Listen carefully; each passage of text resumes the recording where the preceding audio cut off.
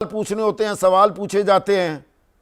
और अभी आज का ही कुछ देर पहले का फ्लैश है, बड़ी खबर आ रही है कि मनीष तिवारी वो सामने दुनिया को बता रहे हैं कि भाई मध्यस्थता में किसी तीसरी पार्टी का कोई दखल नहीं था।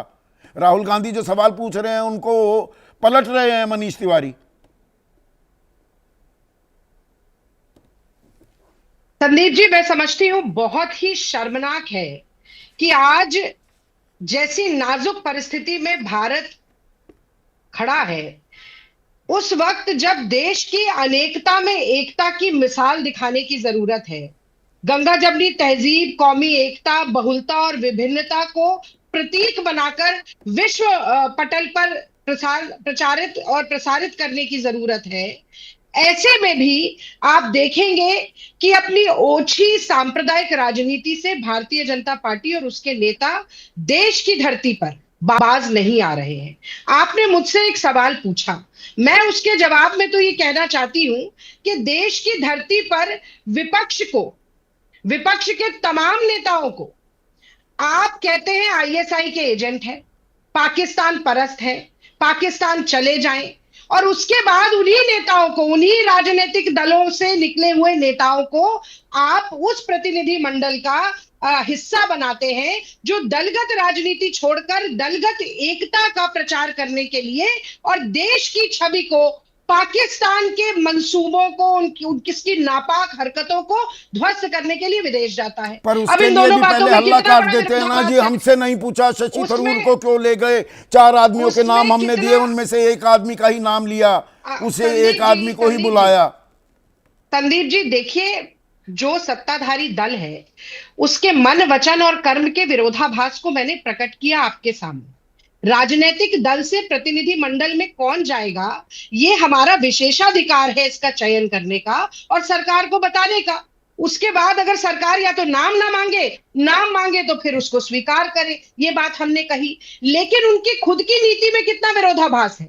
विपक्ष के नेता को आप गाली दें, देश के अल्पसंख्यकों को आप गाली दें, और उसके बाद आप उन्हीं लोगों को कहें कि जाके देश की छवि के बारे में, एकता में अनेकता के बारे में मैसेज दीजिए, पहली बात।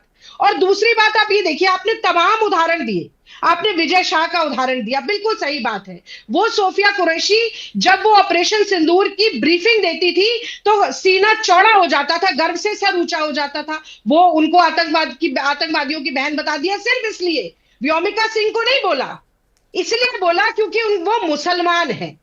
फौजिया तरन्नुम को डीसी पाकिस्तान की है इसलिए कहा गया क्योंकि वो मुसलमान है। और एक और बात है, जो धारा विजय शाह पर लगी वही महमूदाबाद पे लगी। महमूदाबाद गिरफ्तार होते हैं लेकिन विजय शाह के ऊपर हाईकोर्ट संज्ञान लेता है जबलपुर का, मोदी जी संज्ञान नहीं लेते क्योंकि महमूदाबाद मुसलमान है और विजय शाह भारतीय जनता पार्टी का मंत्री है। और सुनिए हाईकोर्ट क्या कहता है, ये कहता है कि एफआईआर भी ऐसी लिखी गई विजय शाह के ऊपर कि प्राइमा फेसाई कोई ऑफेंस ही ना बने, आधी अधूरी लंगड़ी लूली एफआईआर।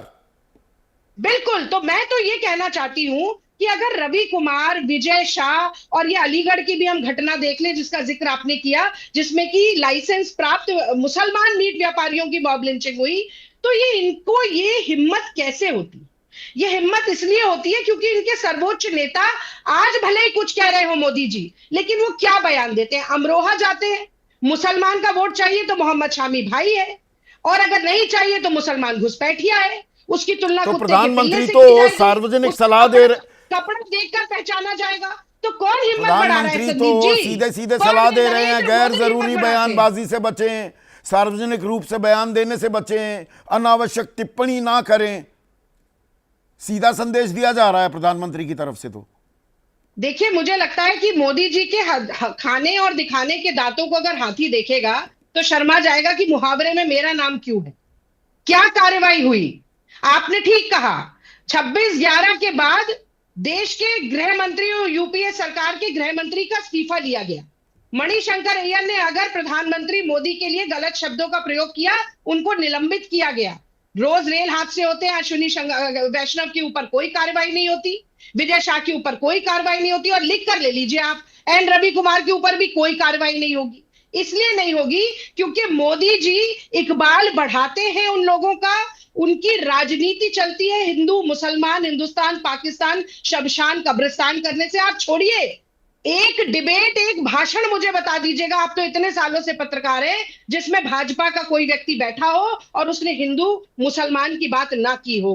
तो देश की कोई भी बड़ी नीति हो, मैं तो कहती हूँ कि अंग्रेज ये करते थे कि हिंदू मुसलमानों को लड़ाते रहो और भारत पर डिवाइड एंड कब्जा रूल, रखो, और वही डिवाइड मूल एंड मंत्र रूल ले हो लिया रही है है क्या भाजपा ने, आपने? संघ ने, कि ठीक है, अब डिवाइड एंड रूल करो और अपनी सियासी राजनीति चमकाते रहो। ब्रजमोहन